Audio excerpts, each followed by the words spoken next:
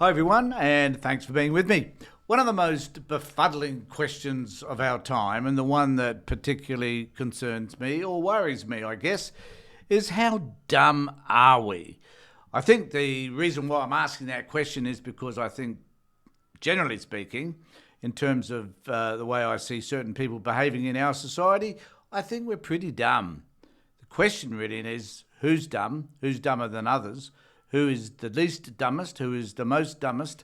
And what does dumb actually mean? I think one of the problems that we have in our society today is really trying to work out who's the dumbest of them all. There have been quite a few dumb people in our world over the last 100-odd years, and there have been dumber people who have tended to follow them. So if you're dumb and if you're stupid, doesn't mean that you have the capability to be able to sway people so that they can follow your dumbness. Well, the answer to that is quite simple. The answer is yes. There are many people who exhibit dumbness in all its forms and who therefore follow along the dumbness line. The dumb people in particular are those people who seem to think that they have the answers to everything, even though when they implement those answers, you'll find that they are really implementing something which is as catastrophic as the very thing that they've been trying to prevent. So dumb people will follow those people expecting them to change the world and eventually find that the world doesn't change at all. That the world, in fact, will wind up looking something more terrifying than what they could envisage. And that fact that it is terrifying doesn't seem to terrify them in the first instance. So who am I talking about? Because I might be talking about you. That is those people who seem to think that if they can change the system, get rid of those terrible, terrible people that cause so much corruption in this system, if they could change the justice system into something else, never being able to describe what that actually is, but thinking I might be able to change it anyway, those people, they're the people that I'm talking about.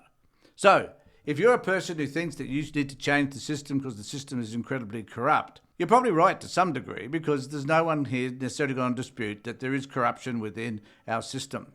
What I'm asking is, does your dumbness tell you that the system that you wish to change is likely to present a system which is more corrupt than the one you're endeavouring to change? Well, the answer to that is quite simple, yes.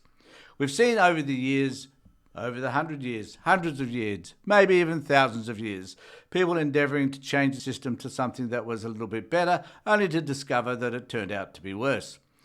The systems that have tried to, those people that have tried to change that systems are people such as these dudes. Now, I want to talk a little bit about the one down the bottom to start with, because we know that in the 1930s he made his way through to Parliament and that he was able to, in his own way, in his own delightful, characteristic way, convince the population that in fact they were dumb and that therefore they should follow him. Their dumbness lent them down a path in which he decided that perhaps anybody that wasn't like him should be eradicated. So he attempted to do just that. The dumb people followed him along that path to a point whereby they decided that a world war was probably the best way to go, and in the meantime they'd clear out all those other people that they thought were dumb. As a result of all of that, we ended up into a war which killed millions of people.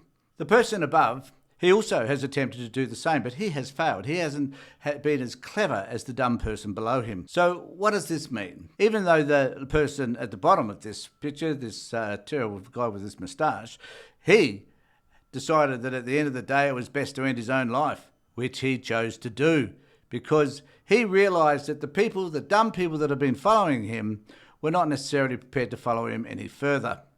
The person at the top here, though, he has chosen to lead those dumb people down a dumber path and is still endeavouring to do so. Those people, the dumb people, are believing for whatever reason that this man will offer a solution to solutions that simply are not available. That they need to get rid of the swamp, a swamp which he is, I would hasten to say, has added to over the years, a swamp in which he has himself delved into that pit of quagmire, the stench, the filth, and everything else that he's been saying that he would get rid of, he has been indulging in a great fashion. Cannot get away from the fact that he himself is a swineherder, herding them as best as he can so that he himself will propagate into one of the greatest leaders of our time. Unfortunately, the dumb follow. They follow him down whichever path he offers, and they accept whatever he says as being some sort of edict from a Q or some other letter of the alphabet. This man himself is an absolute disgrace, but nevertheless, the dumb follow. And why do the dumb follow? Well, my guess is that the dumb are unable to realise that they themselves are dumb. They fail to accept, perhaps, that they have some logic. They have some ability to be able to conceive of ideas of their own, be able to look at a person and say, well, that person doesn't fit with my values. Or are they saying, this person does fit with my values, here's the person that's going to lead us because I'm not capable of doing anything about it myself. So I will gather together a group of people and we will do something that no one else has done. Oh, let's raid the Capitol. Let's rip this system apart and replace it with something else.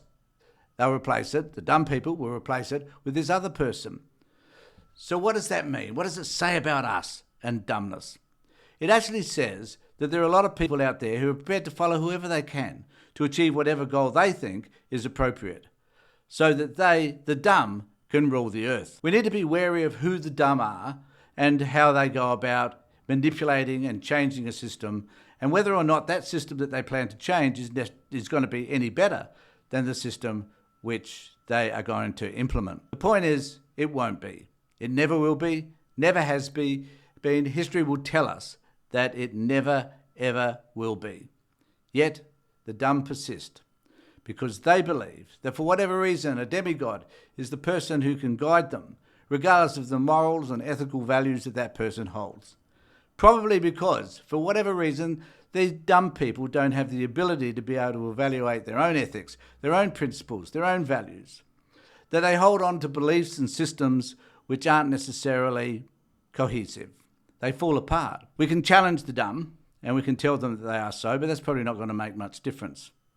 What we can do, though, is challenge those people who sit at the top who are leading the dumb and let them know that whatever values they hold are no longer acceptable. And the system that we've got, as flawed as it is, the system that we currently hold is probably the best system that we've got. And we've got to allow our justice system and other systems that support the overall system to work. If those systems fail, we're entering into a world of chaos.